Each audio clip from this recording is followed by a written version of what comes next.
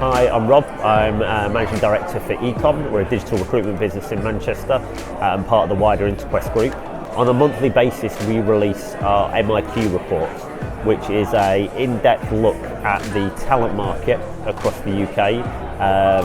It includes loads of really interesting data and insights and commentary around what's going on out there. So we've just released the March version of our MIQ, so I wanted to share today some key insights and findings from that. You know, at times of economic downturn, there's always going to be challenges and unfortunate situations that people find themselves in.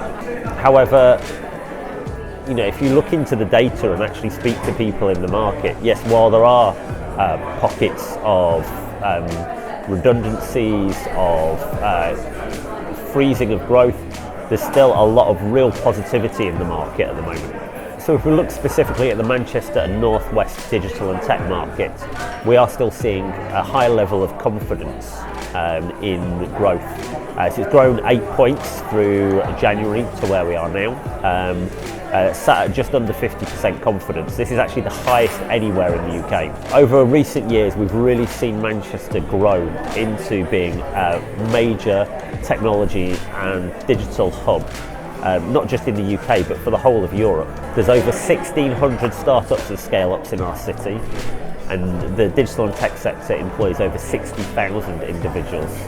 Last year alone, Manchester tech businesses raised over £530 million worth of external investment. This is 50% growth on the year before and outstrips many other major European cities. We've seen a number of major international businesses really commit to Manchester as a centre of excellence, with some pretty big numbers being talked about in terms of growth. And personally, I don't see this year being hugely different. I think what we will see is some of the big Manchester digital names slowing down, but these are companies that have hired fairly aggressively over the last 2 years and hired for growth. They're at a good headcount now. With growth slowing down, they will slow down their hiring plans. But there are lots of new businesses moving to the city, or exciting scale-ups and startups that are going to continue to grow and feed the tech sector in the city. From previous experience of working through economic downturns, one of the trends I would expect to see this year is a bit more of an emphasis on contract and temporary hires. Companies will still have projects to deliver on, will still need to invest in updating systems and technology, but may have a freeze on across general staffing, so may look to kind of temporary resource to be able to fill this gap until they're in a position to hire permanent staff. And looking at the data, there's still a lot of confidence in the candidate marketplace, with I think 74% of people considering changing jobs in the next year. Key motivators for looking to move on still remain salary and compensation as the biggest motivator, but alongside that, flexible working and flexibility around working continues to rank higher and higher every year.